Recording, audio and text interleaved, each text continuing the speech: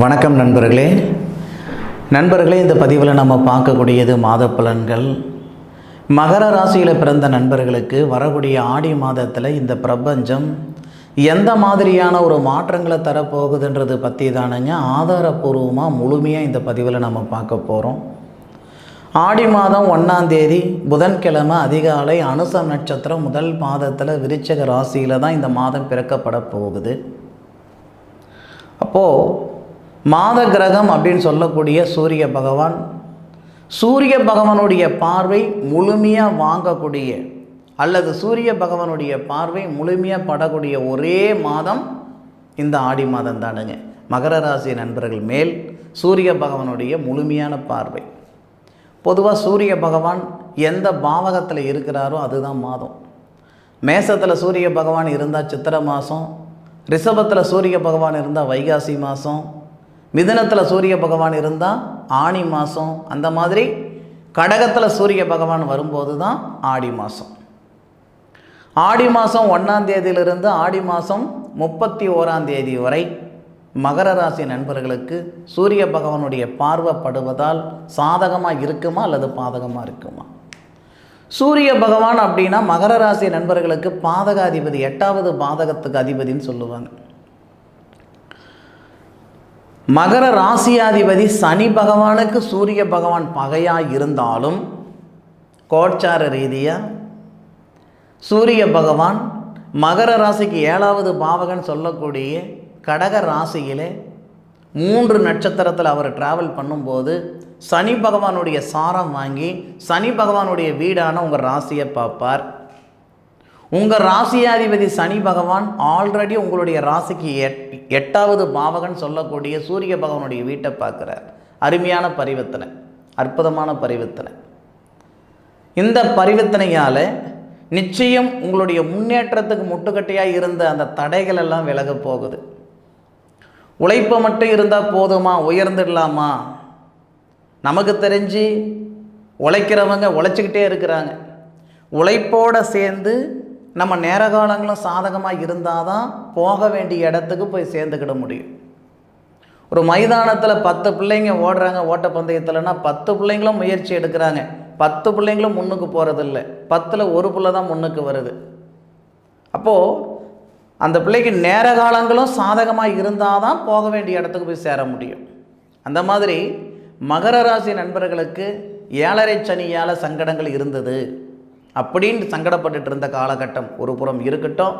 இந்த ஆடி மாதத்தில் சூரிய பகவானுடைய பார்வை, சூரிய பகவான் குரு பகவானுடைய நட்சத்திரம் வாங்கியிருப்பார். மாத தொடக்கத்தில் சூரிய பகவான் 27 நட்சத்திரத்தில் டிராவல் பண்ணுறதுக்கு 1 வருஷம் டைம் எடுத்துக்கிறாருங்க. 3 நட்சத்திரம் அதாவது 9 பாதத்தில் சூரிய பகவான் வர்றதுக்கு 1 மாதம் டைம் எடுத்துக்கிறாரு.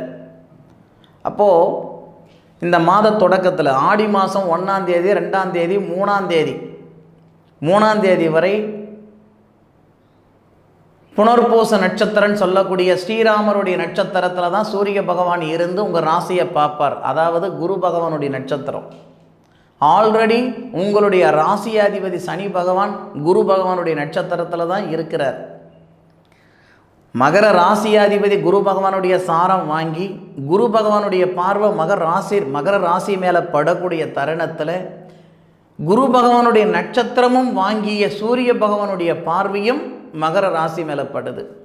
இந்த அமைப்புகளால் சொல்கிறேனுங்க, நிச்சயம் இந்த ஆடி மாதத்தில் உங்களுடைய வாழ்க்கை நல்லா இருக்கும். வாழ்க்கை நல்லா இருக்கணும்னா வாழ்வாதாரம் நல்லா இருக்கணும் இல்லையா? நிச்சயமாக உறுதியாக உங்களுடைய வாழ்வாதாரம் நல்லா இருக்கும். சார் 2 முறை 3 முறை நான் சுயத்தொழில் செஞ்சு பார்த்துட்டேனுங்க, 10 காசு பிரயோஜனம் இல்லை. இப்போயும் சுயத்தொழில் செஞ்சுக்கிட்டு தான் சார் இருக்கேன், பேருக்கு எப்போ எடுக்கலாம்னு இருக்கிறேன் சார், இது விட்டு வேறு வேலைக்கு போகலாம்னு இருக்கிறேனுங்க அப்படின்ற மனநிலையில் நீங்கள் இருந்தால் ஆடி மாதம் 18 தேதிக்குள்ளார இந்த போர்க்களம் முடியும் பொழுதே உங்களுடைய சங்கடங்களும் முடிய போகுது. அப்போ உங்களுடைய வேலை வாய்ப்பில் இருக்கிற சங்கடங்களும் நீங்க போகுது. கழுத்து பிடிக்கிற அளவுக்கு கடன் பிரச்சனை இருக்குதுங்க, பணப்பிரச்சனை இருக்குதுங்க, இருக்கலாமா செத்து போயிடலாமான்ற மனநிலையில் நான் இருந்துக்கிட்டு இருக்கிறேனுங்கன்னு சங்கடப்பட்டுட்டு இருக்கிற மகர ராசி நண்பர்களாக நீங்கள் இருந்தால் தப்பாக எடுத்துக்காதீங்க. என்னடா இப்படி சொல்கிறாருன்ட்டு. இந்த மாதிரி மனநிலையில் இருக்கிற நண்பர்களும் நிறைய பேர் இருக்க தான் செய்கிறீங்க. அப்பேற்பட்ட நண்பர்களுக்கு இந்த நேரம் நிச்சயம் சொல்கிறேனுங்க சிறப்பாக இருக்கும்.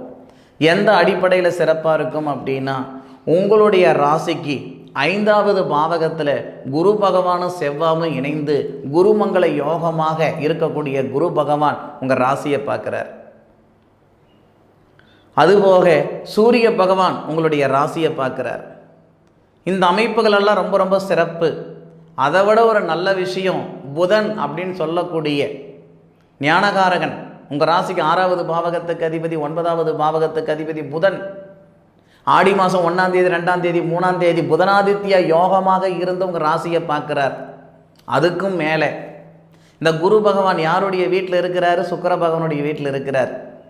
குரு பகவானுக்கு வீடு கொடுத்தவர் சுக்கிர பகவான். அப்பேற்பட்ட சுக்கிர பகவான் உங்களுக்கு புத்திரஸ்தானம் பூர்வீக ஸ்தானாதிபதி, ஏன் தொழில் ஸ்தானாதிபதி அவர் தானுங்க. அந்த தொழில் ஸ்தானாதிபதியை சூரிய பகவானோட சேர்ந்து கடகத்தில் இருந்து உங்கள் ராசியை பார்க்குறாருங்க. தொழில்காரகன் அப்படின்னு சொல்லக்கூடிய கிரகம் சனி பகவான். தொழில்காரகன் அப்படின்னு சொல்லக்கூடிய கிரகம் உங்கள் ராசிக்கு 2வது பாவகத்தில் குரு பகவானுடைய நட்சத்திரத்தில் இருக்கக்கூடிய தருணத்தில் உங்கள் ராசிக்கு 7வது பாவகத்தில் இருக்கக்கூடிய சுக்கிர பகவான் தொழில் ஸ்தானாதிபதி உங்கள் ராசியை பார்ப்பதால் வேலை வாய்ப்பில் இருக்கிற சங்கடங்கள் நீங்க போகுது. வாங்காத பணத்துக்கு வட்டி கட்டிகிட்டு இருக்கிறேன், செய்யாத தப்புக்கு தண்டனை அனுபவிச்சுக்கிட்டு இருக்கிறேன், நான் மீளுவனா மீள மாட்டேனான்னு தெரியல, நான் வாழுவனா வாழ மாட்டேனான்னு தெரியல அப்படின்ற மன அழுத்தத்தில் இருக்கக்கூடிய மகர ராசி நண்பர்களாக நீங்கள் இருந்தால் இந்த நேரத்தில் 100% அந்த மன அழுத்தம் நீங்க போகுது. பொதுவாக மற்ற கிரகங்களுடைய பார்வை படுது படல அதெல்லாம் அப்பாற்பட்ட விஷயம். சுக்கிர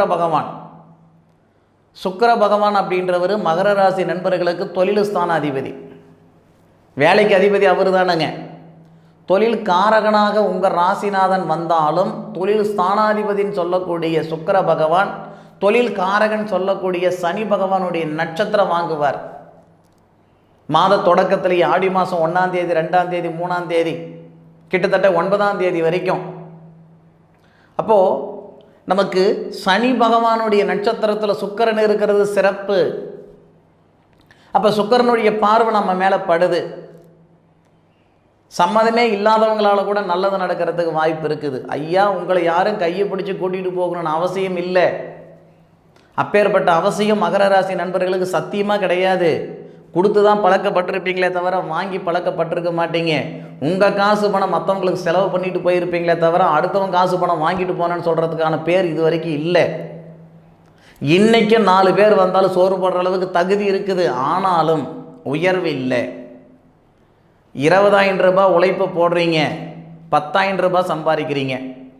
எப்படிங்க? 20,000 ரூபாய் உழைப்பு போடுறீங்க, 10,000 ரூபாய் சம்பாதிக்கிறீங்க. எல்லாரும் 8 மணி நேரம் வேலை செய்கிறாங்க, கரெக்டு, வாஸ்தவம். நீங்கள் 8 மணி நேரத்தில் 12 மணி நேரம் வேலை 8 மணி நேரத்துலேயே முடிப்பீங்க. ஆனால் நல்ல பேர் வராது. இது எல்லாத்துக்கும் ஒரு போகும் வழி, இது எல்லாத்துக்கும் ஒரு பிரயோஜனம். என்றைக்கோ நீங்கள் போட்ட உழைப்பு இந்த தருணத்தில் இந்த ஆடி மாதத்தில் 100% உங்களுக்கு நன்மை வரக்கூடிய தருணமாக அமையும். அதில் மாற்று கருத்து இல்லை. உங்களை சந்தோஷப்படுத்துறதுக்காக உங்களை குசிப்படுத்துறதுக்காகலாம் சொல்லலை. இது நடக்கும், நடந்தே தீரும்.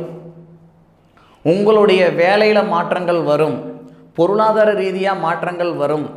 முக்கியமாக கல்யாண காரகன் அப்படின்னு சொல்லக்கூடிய கிரகமே யாருன்னு கேட்டிங்கன்னா சுக்கிரன். மகர ராசிக்காரங்களுக்கு கல்யாண ஸ்தானாதிபதி யாருன்னு கேட்டிங்கன்னா சந்திரன். 7 கிரகம் தானுங்க கல்யாண ஸ்தானாதிபதி. மகர ராசியில் பிறந்த ஆணாக இருக்கட்டும் பெண்ணாக இருக்கட்டும். அப்போது அந்த கல்யாண ஸ்தானாதிபதி யாருடைய நட்சத்திரத்தில் நிற்கிறாருன்னா மாத தொடக்கத்தில் சனியுடைய நட்சத்திரத்தில், அதாவது மகர ராசிக்கு அதிபதி சனி பகவானுடைய நட்சத்திரத்தில். கல்யாண காரகன் சுக்கிரன் கல்யாண ஸ்தானத்தில் சனி பகவானுடைய நட்சத்திரத்தில் தான் இருக்கிறார். மன வாழ்க்கையில் நிம்மதி சந்தோஷம் இல்லாத மகர ராசி நண்பர்களாக நீங்கள் இருந்தால் மன வாழ்க்கையில் நிம்மதி சந்தோஷம் கிடைக்கும். மன வாழ்க்கை அமைஞ்சதுங்க, ஆசை 30 நாள் மோகம் 60 நாள் என்ற மாதிரி போயிடுச்சிங்க.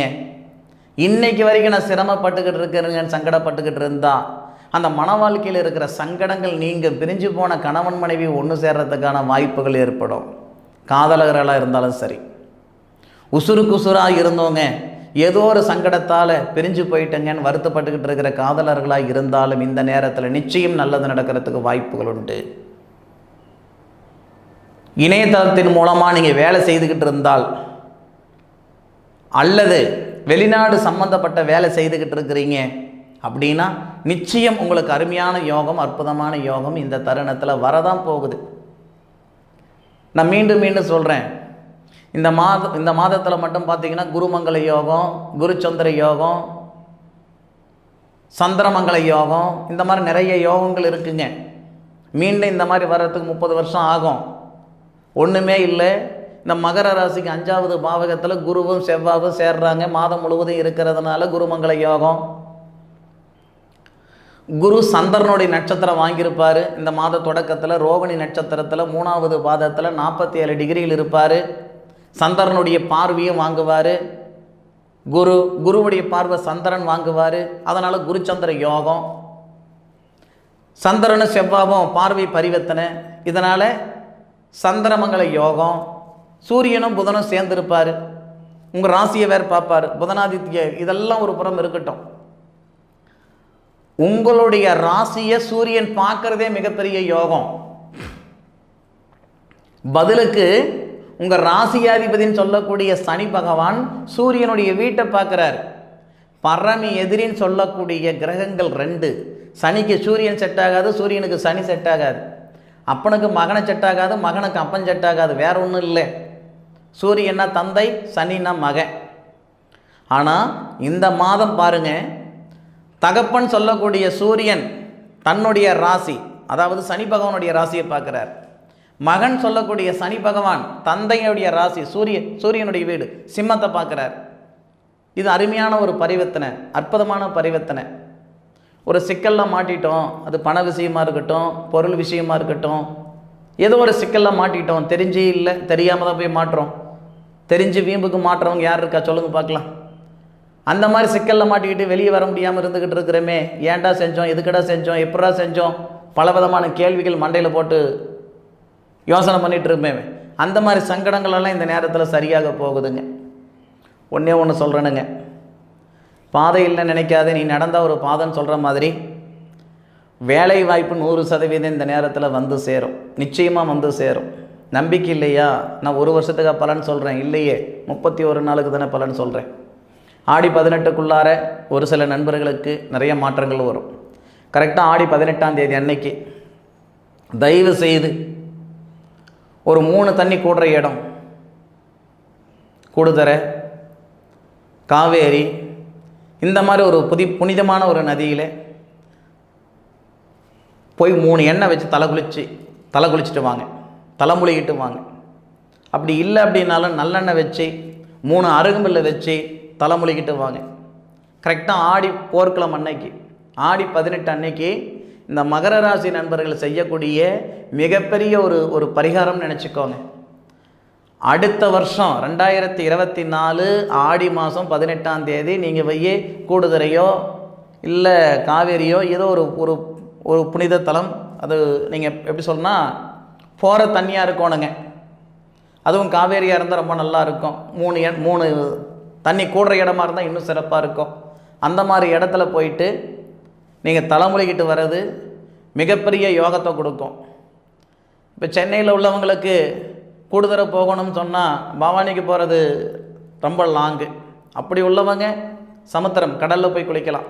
சரிங்களா? ஆடி 18 அன்னைக்கு தலையில் நல்லெண்ணெய் வச்சு 3 அருகம்பில்லு கூட சில்லறை காசு 1 ரூபா தலையில் வச்சு தலைமுழுகிட்டு வாங்க. இந்த பரிகாரத்தை மகர ராசி நண்பர்கள் செய்து பாருங்க.